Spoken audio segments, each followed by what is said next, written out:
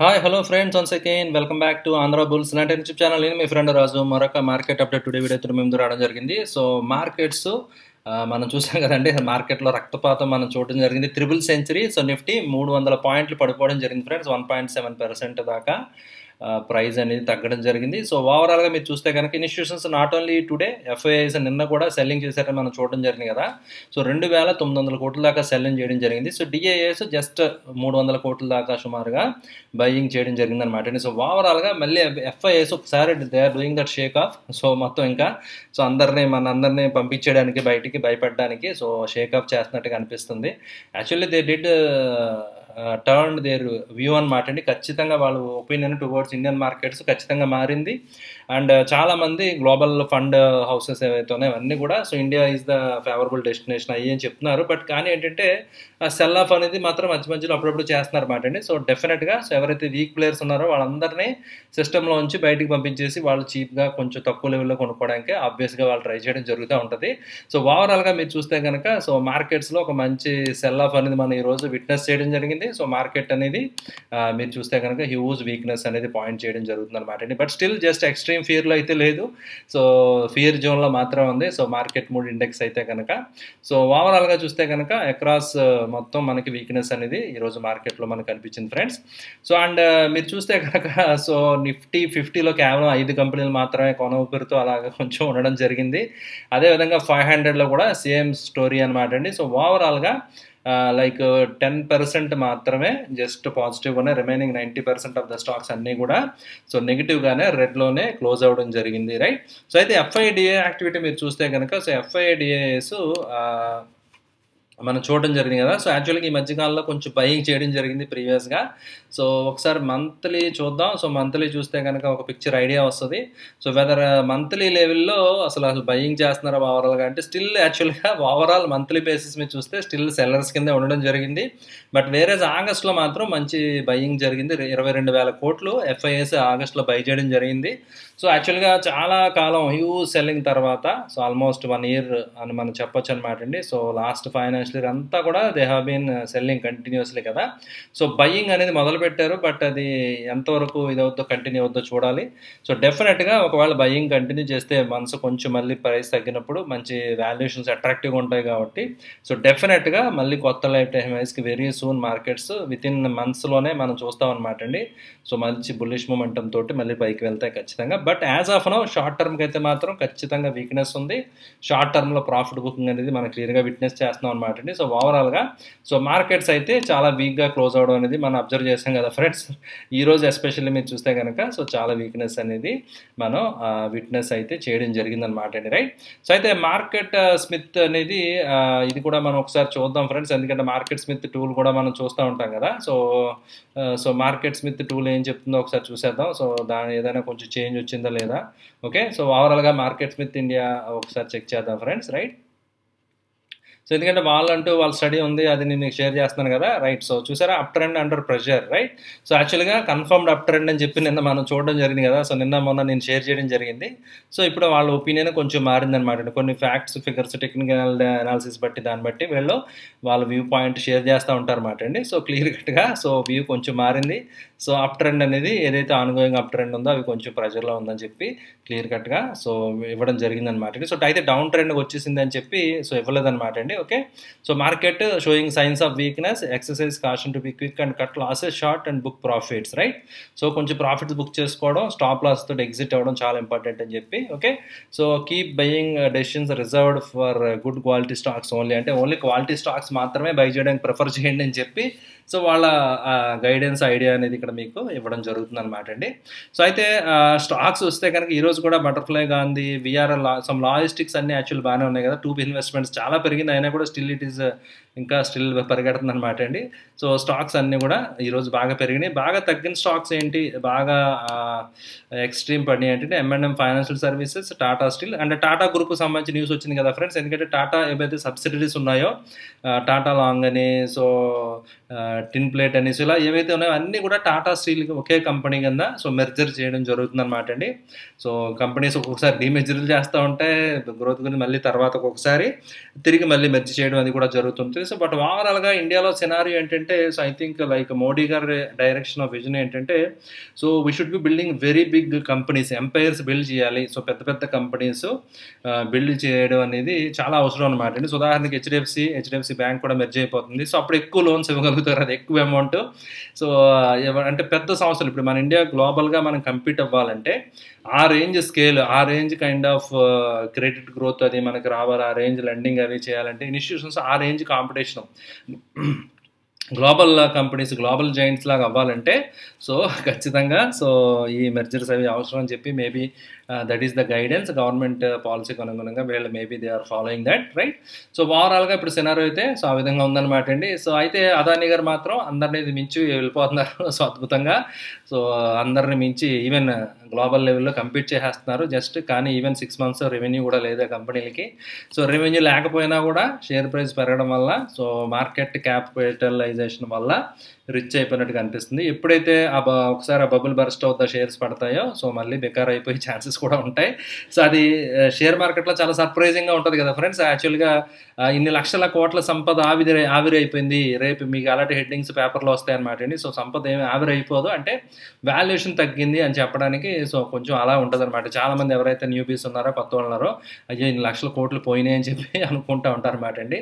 అనే లక్షల కోట్ల లాభాలు తగ్గుతాయి. ప్రపంచంలో సెకండ్ రిచెస్ట్ పర్సన్ కాస్త థర్డ్ అవ్వచ్చు, ఓకే, థర్డ్ ఉన్న ఆయన మళ్ళీ ఫోర్త్ అవ్వచ్చు, మళ్ళీ ఫోర్త్ ఉన్న ఆయన సెకండ్ అవ్వచ్చు. ఈ విధంగా ఏంటంటే మీరు చేంజ్ అవుతూ ఉంటుంది అనమాట అండి మార్కెట్ని బట్టి. సో మార్కెట్ షేర్ ప్రైజెస్ని బట్టి సో ఒక కంపెనీ యొక్క ఓవరాల్ నెట్వర్క్ అనేది డిసైడ్ అవుతూ ఉంటుంది కాబట్టి సో ఆ విధంగా చేంజ్ అవుతూ ఉంటుంది అనమాట అండి, రైట్.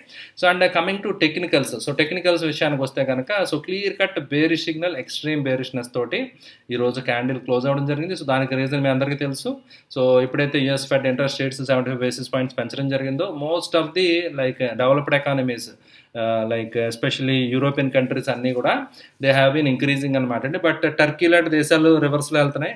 సో యాక్చువల్గా కొంచెం వాళ్ళు తగ్గించడం జరిగింది. సో జపాన్ అయితే ఏమీ రియాక్ట్ అవ్వలేదు. సో వాళ్ళ కరెన్సీలు డిప్రిషియేట్ అయిపోతాయి ఎగెనెస్ట్ డాలర్తో పోల్చుకుంటే.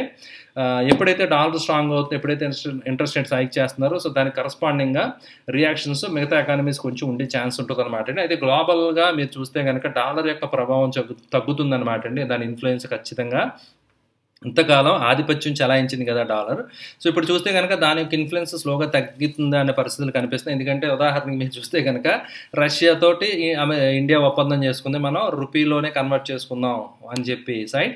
సో ఇలా కంట్రీస్ మధ్య కొన్ని కంట్రీస్ వాళ్ళ ఇండివిజువల్ కరెన్సీస్ల మధ్య ట్రేడ్ ఎప్పుడైతే జరుగుతుందో సో డెఫినెట్గా డాలర్కి ఇన్ఫ్లుయెన్స్ తగ్గుద్ది. ఇన్ఫ్లుయెన్స్ తగ్గించాలనే ఈ కంట్రీల యొక్క ప్రయత్నం కూడా. సో ఎందుకంటే ఒకే దాని మీద ఆధిపత్యం పెరగడం కూడా కరెక్ట్ కాదని సో డిఫరెంట్ పవర్స్ ఎప్పుడు కూడా ట్రై చేస్తూ ఉంటాయి. సో వాళ్ళ లీడ్ తీసుకోవడానికి ప్రయత్నం చేస్తూ ఉంటాయి అన్నమాట అండి. ఆ ప్రయత్నాలు జరుగుతూ ఉంటాయి.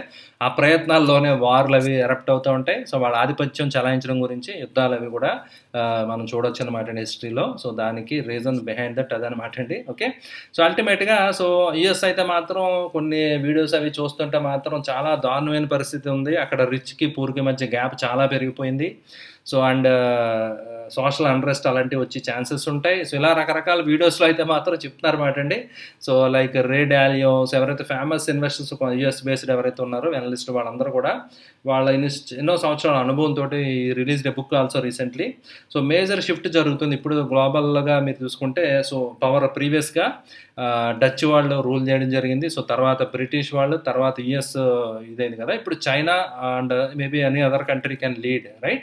సో యుఎస్ యొక్క ప్రభావం తగ్గిపోతుంది. యుఎస్ అంటే షిఫ్ట్ ఆఫ్ పవర్ అని చెప్పి ఆయన చాలా వండర్ఫుల్గా వీడియోలో కూడా బాగా ఎక్స్ప్లెయిన్ చేశారన్నమాట అండి.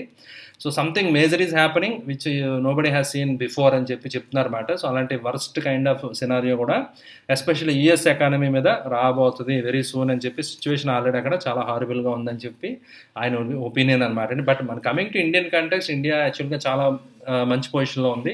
ఇప్పుడు వచ్చిన ఆపర్చునిటీని ఉపయోగించుకుని మనం కనుక వీ కెన్ క్యాపిటలైజ్, డెఫినెట్గా మనం కూడా next super power in the coming years, maybe next generation అన్న అట్లీస్ట్, రైట్. సో ఆ లెవెల్స్కి వెళ్ళి ఛాన్సెస్ ఖచ్చితంగా ఉందన్నమాట అండి. మళ్ళీ ఒకసారి ఇండియాకి అవకాశం వచ్చింది. లెటస్ సీ ఎంతవరకు దీన్ని ఉపయోగించుకుంటుందో చూద్దాం మరి. So but as of now markets అయితే వీక్గా ఉన్నాయి. సో మార్కెట్స్లో వీక్నెస్ కంటిన్యూ అవుతుంది. సో లోయర్ బొలింజర్ లైన్కి వచ్చేయడం జరిగింది. Nifty, but that to be act as a support. Bank Nifty still it is just below the 20 period and mid Bollinger line అనమాట అండి. అయితే ఓవరాల్గా మీరు చూస్తే కనుక కన్సాలిడేషన్ జోన్లోనే స్టిల్ ఇంకా ఉందన్నమాట అండి. మీరు క్యాండిల్ స్టిక్ చూస్తే చాలా వీక్గా ఉన్నట్టు అనిపిస్తుంది, బట్ లైన్ చార్ట్ ఒకసారి చూస్తే కనుక మీకు పిక్చర్ కొంచెం డిఫరెంట్గా అనిపిస్తుంది అనమాట అండి. పిక్చర్ మీరు అబ్జర్వ్ చేశారు కదా. సో లైన్ చార్ట్ మీరు చూస్తే కనుక ప్రీవియస్గా ఇట్ టు పాస్ దేర్, అక్కడే యాక్చువల్గా సపోర్ట్ తీసుకుంది ఏదైతే లెవెల్ ఇప్పుడు ఉందో. సో 17,300 లెవెల్ అనేది చాలా చాలా క్రిటికల్ లెవెల్ అనమాట అండి, right. Once if it breaches ఈ లెవెల్ కనుక రేపు మండే బ్రీచ్ అయితే డెఫినెట్లీ వీ కెన్ సీ 16,700 అనేది మనం ఈ మంత్ ఎండింగ్ లోపల చూడొచ్చు. బట్ కానీ మళ్ళీ దివాళీ టైంకి సో చాలామంది అనలిస్టులు ఎక్స్పెక్ట్ చేసేది మార్కెట్ కొత్త లైఫ్ టైం హైస్కి వెళ్ళిపోద్ది అని కూడా చెప్తున్నారు. అది ఎంతవరకు పాసిబుల్ అవుతుందో చూడాలి. బట్ గ్లోబల్ సెంటిమెంట్ మాత్రం చాలా వీక్గా ఉంది. సో మన markets they are trading in very good zone అనమాట అండి. సో ఆ జోన్స్ బ్రేక్ అయ్యే ఛాన్సెస్ ఉన్నాయి ఖచ్చితంగా నిఫ్టీలో. బ్యాంక్ నిఫ్టీలో అయితే ఆల్రెడీ బ్రేక్ అయిపోయింది. సో బ్యాంక్ నిఫ్టీలో ఆల్రెడీ నేను చెప్పడం జరిగింది, kind of M pattern form అవుతుంది, which is considered to be top double top లాగా మీరు చూడొచ్చు అనమాట అండి. Okay, so which is consider to be weak negative అని చెప్పి మనం ఆల్రెడీ డిస్కస్ చేయడం జరిగింది. ఇది level 40,000 level should act as good support అని మనం అనుకోవడం జరిగింది. అక్కడి నుంచి కూడా ఇంకా ఒక 1,000 పాయింట్స్ బ్యాంక్ నిఫ్టీ పడిపోవడం అనేది ఈరోజు మనం విట్నెస్ చేసాం అనమాట అండి. సో కంటిన్యూ డౌన్ఫాల్ అనమాట అండి. సో ఏ మాత్రం ఎక్కడ కూడా ఈవెన్ మినిమం రికవరీ కూడా రాలేదు. సో కంటిన్యూ క్యాండిల్స్ మీరు చూడొచ్చు అనమాట. ఎస్పెషలీ ఫస్ట్ ఏదైతే 1 అవర్ పీరియడ్ ఉందో సో అగ్రెసివ్ సెల్లింగ్ అనేది జరిగింది. ఫస్ట్ 1 అవర్లోనే మొత్తం బ్యాంక్ నిఫ్టీ నడువు విరిచేయడం జరిగింది, మీరు చూడొచ్చు అనమాట. సో క్లియర్ కట్గా సో ఎస్పెషల్లీ బ్యాంక్ నిఫ్టీ చాలా అండర్ పెర్ఫామ్ చేసింది. సో ప్రీవియస్గా ఇప్పుడు దాకా చాలా అవుట్ పెర్ఫామ్ చేసింది, కానీ ఇప్పుడు హ్యాండ్స్ అప్ అనమాట అండి. మధ్యలో నిఫ్టీ కనీసం కొంత కన్సాలిడేషన్ అది ఇంట్రాడేలో మనం అబ్జర్వ్ చేసాం, తర్వాత మళ్ళీ డౌన్ ట్రెండ్ వచ్చింది. That is different scenario. But కానీ bank Nifty at no point during the day so అదే రికవరీ కానీ కన్సల్టేషన్ కానీ ఆల్మోస్ట్ లేదన్నట్టుగానే సో ఆల్మోస్ట్ డౌన్ ట్రెండ్ అనేది మనం ఈరోజు విట్నెస్ చేయడం జరిగింది ఫ్రెండ్స్. అయితే that shows the kind of weakness అనమాట అండి. సో చాలా వీక్నెస్ అనేది సో మార్కెట్లో ఉందనేది మనం అర్థం చేసుకోవాలి. ఓకే, అండ్ సెక్టర్స్ ఒకసారి చూసేద్దాం. సో ఈరోజు ఏమైనా బతికి బట్టి కట్టాయా అంటే ఏ సెక్టర్ కూడా పాజిటివ్గా క్లోజ్ అవ్వలేదు, బట్ కనీసం ఫ్లాట్గా క్లోజ్ అయినాయి. Pharma, FMCG, IT classical. జనరల్గా ఇవి డిఫెన్సివ్స్ అని చెప్తారు కదా, ఈ 3 డిఫెన్సివ్స్ మాత్రమే కొంచెం స్లైట్గా తక్కువ కరెక్షన్ అవ్వడం జరిగింది నిఫ్టీతో కంపేర్ చేసుకుంటే.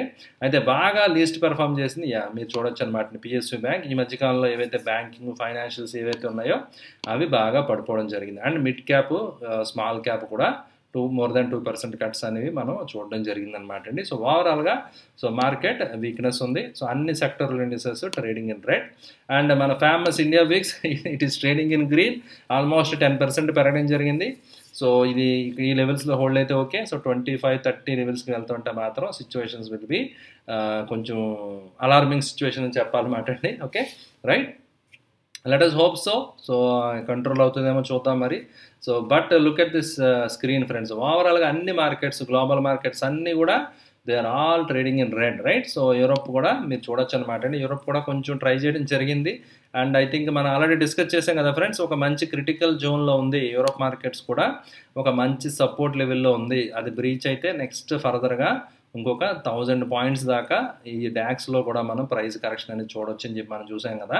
సో అదేవిధంగా మీరు చూస్తే కనుక నాస్డాక్, రైట్, డౌ జోన్స్ ఇవన్నీ కూడా they are all trading at critical support levels అనమాట. డౌ జోన్స్ అయితే వీక్లీ 200 పీరియడ్ మూవింగ్ యావరేజ్ దగ్గరికి రావడం జరిగింది, which is considered to be very very good support అనమాట అండి. జనరల్గా సో 2020 ఫాల్లో కానీ, రైట్, సో అండ్ మేజర్ ఫాల్లో తప్ప ఇప్పుడు కూడా సో ఈ ఇండెసెస్, డౌ జోన్స్ అవి అంత ప్రైస్ కట్స్ జనరల్గా ఈ 20 పీరియడ్ మూవింగ్ యావరేజ్ అనేవి చాలా రెస్పెక్ట్ చేయడం జరుగుతుంది అనమాట అండి.